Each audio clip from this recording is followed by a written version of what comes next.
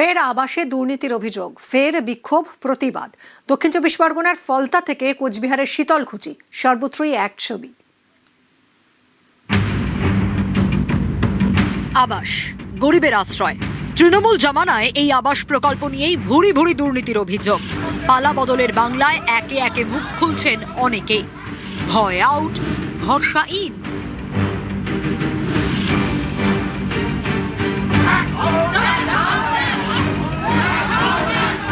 আমি খুব অসুবিধার মধ্যে আছি, মানে খোলা ঘর, জল পড়ে, মানে ঝড় হলে লোকের বাড়ি গিয়ে রাত কাটাই, এইরকম পজিশনে, একটা কারেন্ট নেই, কিচ্ছু নেই, খুব কষ্টের মধ্যে আমি আছি। আমি অনেকবার বলেছি, আমাকে দেয়নি তো। এখনো পর্যন্ত বাড়ি পান না স্যার, আমি পাইনি, নিজের ক্ষমতা করতেও পারিনি, আর আমি পাইনি। ওই পার্টির লোকরাই এসছিল, ওই তৃণমূল পার্টি আমার লিখে নিয়ে গেলে করলে, কিন্তু স্যার আমাকে তবু আমাকে দেয়নি। আমি অনেকবার বলেছি যে আমাকে একটা ঘর দাও, আমাকে একটা ঘর দাও।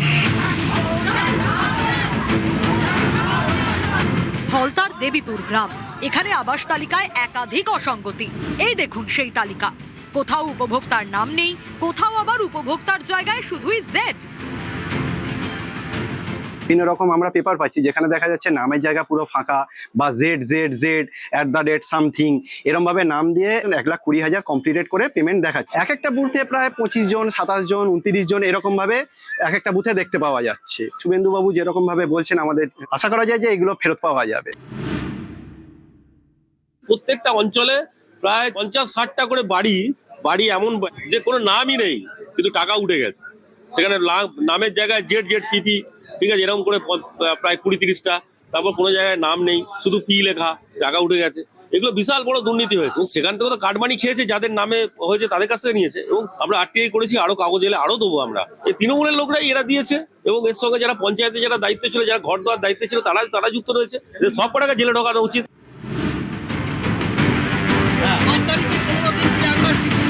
কোচবিহারের শীতলকুচি, এখানেও আবাসে দুর্নীতির অভিযোগ। বিক্ষোভ, তৃণমূল নেতার বাড়িতে হাজির উপভোক্তারা, দাবি টাকা ফেরত দিতে হবে। এরপরই ঠেলায় পড়ে টাকা ফেরত তৃণমূল নেতা সুশান্ত পালের পরিবারের। টাকা পাইছি। কেন দিয়েছিলেন এই টাকাটা? ওই যে না দিলে আরো ভয় দেখাতো। কত টাকা দিয়েছিলেন? 10,000। কত টাকা ফেরত পেলেন? 7,000। আজকে টাকা ফেরত দিচ্ছেন? হ্যাঁ, 10,000 টাকা 5,000 টাকা 3। আপনার ছেলে কি টাকাগুলো নিয়েছে? এখন আমি জানি না, আমি পার্টি করি না, সারাদিন মাঠে কাজ করি। কোথাও বিক্ষোভ, কোথাও ঠেলায় পড়ে টাকা ফেরত। পালা বদলের বাংলায় আবাস নিয়ে এমনই ছবি।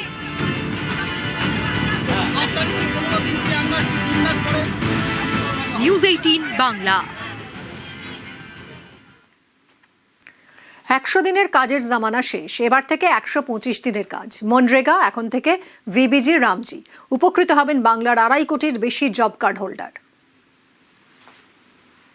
100 দিনটা এখন 125 দিনের হয়ে গেছে। আমরা আগামী জুলাইয়ের 1 থেকে 125 দিনের জিরামজি শুরু হবে।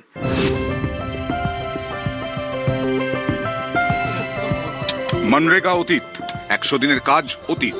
বুধবার থেকে শুরু 125 দিনের কাজ। ভিভিজি রামজি, विकसित भारत गारंटी फॉर रोजगार और आजीविका मिशन।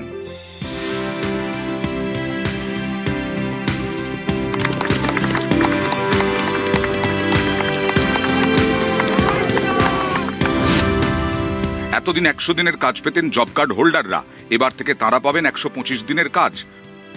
বাংলায় এই প্রকল্পের সুবিধে পাবেন 2,56,00,000 জব কার্ড হোল্ডার। গ্রামীণ অর্থনীতির শীত দাঁড়া ছিল 100 দিনের কাজ। গরিব খেটে খাওয়া মানুষের রোজগারের বড় ভরসা। রাজ্যে পালাবদলের পর গতি আসে 100 দিনের কাজে, এবার 125 দিনের কাজ। এই প্রকল্পে কেন্দ্র দেবে 60% টাকা, রাজ্য দেবে 40% টাকা। আপাতত কেন্দ্রের বরাদ্দ 8,508 কোটি টাকা, রাজ্যের বরাদ্দ 5,672 কোটি টাকা।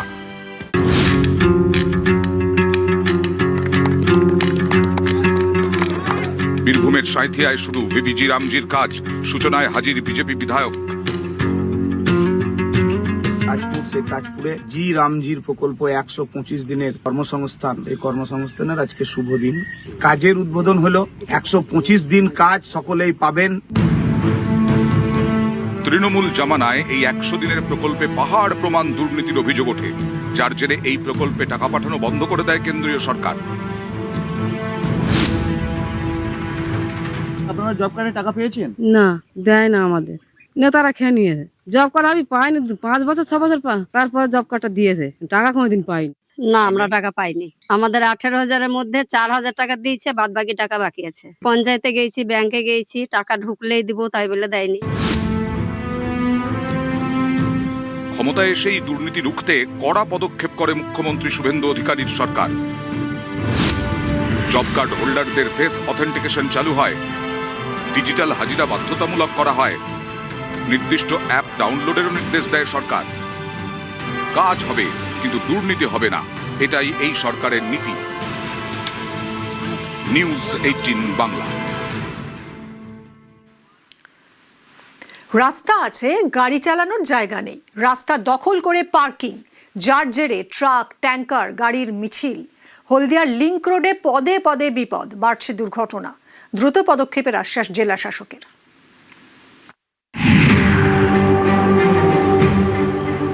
শিল্প শহর হলদিয়া, এখানেরই অত্যন্ত গুরুত্বপূর্ণ রাস্তা লিংক রোড। এই রাস্তাতেই পদে পদে বিপদ, দুর্ঘটনার আশঙ্কা। কারণ রাস্তা আছে কিন্তু গাড়ি চলার জায়গা নেই, রাস্তা দখল করে গাড়ি পার্কিং, ফলে সরু রাস্তা দিয়ে কোনো মতে এগোচ্ছে গাড়ি। ব্যস্ত সময়ে যানজট, বাড়ছে দুর্ঘটনাও। লিংক রোডের সমস্যাটা দীর্ঘদিন। রাস্তার দুই প্রান্তে দাঁড়িয়ে থাকে গ্যাস ট্যাঙ্কার এবং মালবাহক ট্যাঙ্কার, এবং এতে কি হয়, যানবাহনের ভীষণ অসুবিধে হয় এবং যে কোনো সময় দুর্ঘটনা ঘটতে পারে। হলদিয়ার রাস্তায় বিপদ পুরোপুরি দাঁড়িয়ে থাকে। যেখানে আমরা দাঁড়িয়ে রয়েছি হলদিয়া পেট্রোকেমিক্যালস লিংক রোড, সেখানে এই ছবিটা কিন্তু সারা দিনের প্রতিদিনের। রাস্তার ধারে, রাস্তার ওপর এভাবেই কিন্তু সারিবদ্ধ থাকে একবারে গ্যাস সিলিন্ডার বোঝাই গাড়ি থেকে লরি, বড় লরি, ট্রাঙ্কার, সব গাড়ি, যা পদে পদে বিপদ ডেকে আনছে বলে এলাকার বাসিন্দাদের অভিযোগ। পুলিশ উদাসীন, প্রশাসন গোটা বিষয়টি বলা যায় যে দেখছেই না। এই রোডের ধারে রান্না বান্না বা ওই অনেক গ্যাস লাইনও থাকে, পরবর্তীকালে যাতে না কোনো বিস্ফোরণ ঘটে। প্রশাসনের কাছে যদি চাইছি যে এই রোডের ধারে গাড়ি যাতে না দাঁড়িয়ে থাকে, এই রান্না বান্না যাতে না হয়, মানুষের চলাফেরারও অসুবিধা হয়ে যায়। এই লিংক রোডই হলদিয়া বন্দরে যাওয়ার রাস্তা, জাতীয় সড়কের সঙ্গে হলদিয়া মেচেদা রাজ্য সড়কের সংযোগকারী রাস্তা। গুরুত্বপূর্ণ এই রাস্তারই এমন হাল। পালা বদলের পর এবার রাস্তাকে দখলমুক্ত করতে উদ্যোগী প্রশাসন। কিছু কিছু জায়গায় খামতি থেকে যাচ্ছে, একে আমরা আবার যাচ্ছে স্ট্রিক্টলি এনফোর্স করাবো। ইন্ডাস্ট্রিয়াল এরিয়া মে ক্লিয়ারেন্স থাকতেই হবে, কোনো রকম এই পার্কিং ওয়ার্কিং করলে অসুবিধা আছে। সেফটি মেজার্স ওনারা নিচ্ছেন না। এই ট্রাকওয়ালা সবকে অ্যাওয়্যার করতে হবে কি ওই জায়গায় ট্রাক টার্মিনাস আছে, তাকে ভালোভাবে ইউটিলাইজ করুক।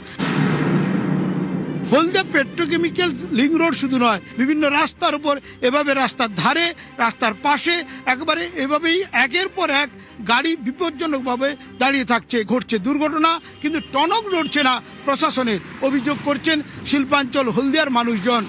হলদিয়া থেকে ক্যামেরায় অতুল জেনা, পিন্টু সরকারের সঙ্গে সুজিত ভৌমিক, নিউজ 18 বাংলা।